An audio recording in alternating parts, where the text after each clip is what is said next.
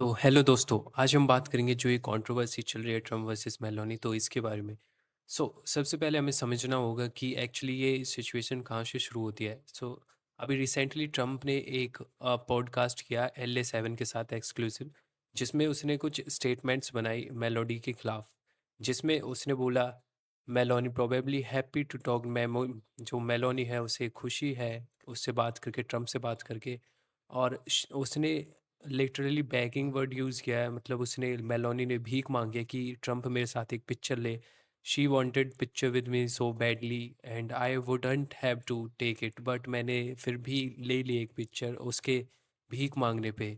इस सिचुएशन के बाद फिर मेलोनी का जो स्टैंस है वो क्लियर सामने दिख रहा है, जैसे कि मेलोनी ने ट्वीट ट्वीट करके बोला है कि ये कम्प्लीटली मेड अप है, ऐसा कुछ हुआ नहीं था। और फ्रैंकली बहुत शर्मिंदा वाला है। और यूनाइटेड स्टेट्स और इटली के बीच बहुत अच्छी दोस्ती है, एलाइज। इसमें मेलोनी ने एलाइज वर्ड यूज़ किया है, तो फर्स्ट मैं इसका मतलब बता देता हूँ इसके पीछे क्या कॉन्टेक्स्ट है।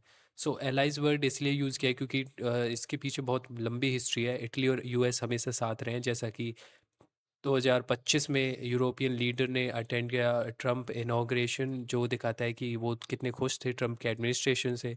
फिर 2025 में ट्रम्प ने भी एक प्रेजिंग कमेंट किया था मेलोनी पे, fantastic women and incredible after they made for a मार्के लेगो रिलेशनशिप्स, जो दिखाता है कि दोनों के बीच अच्छे संबंध थे। फिर थोड़ा अप्रैल 25 में मेलोनी ने ट्रम्प को क्रिटिसाइज किया था। Maybe this is the turning point where the Trump got the first slap on his face. Like the Meloni literally said unacceptable to the criticism of the Pope Leo IV, which is France related. You can search on it.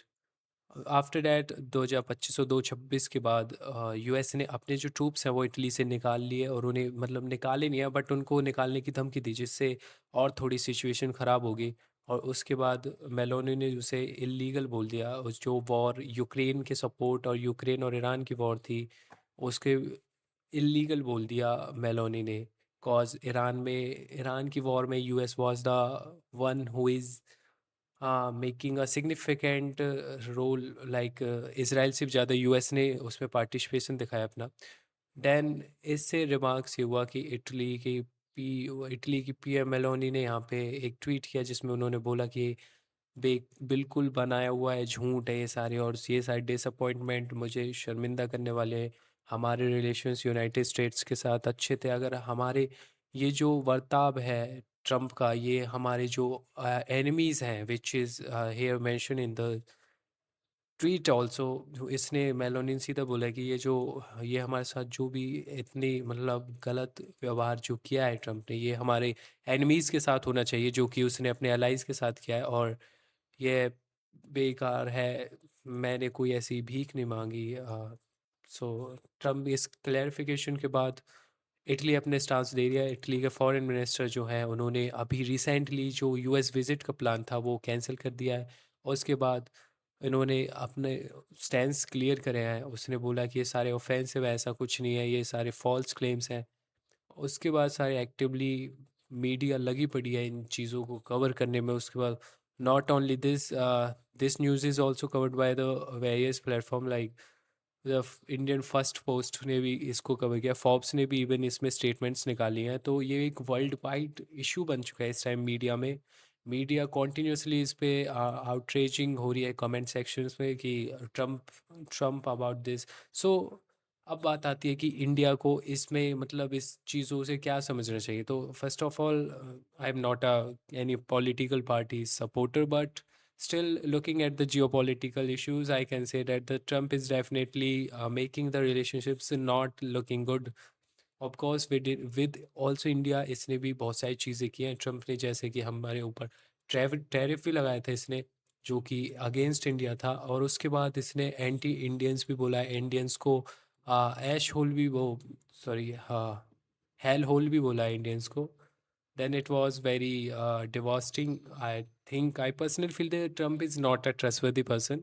If Trump Trump अगर अपने allies इतने करीबी Italy के साथ अगर ऐसा कर सकता है, इटली के खिलाफ ऐसा कर सकता है, तो we are nobody to him. Like he little know India is growing, India was growing, तो उसने टैरिफ्स लगा दिए।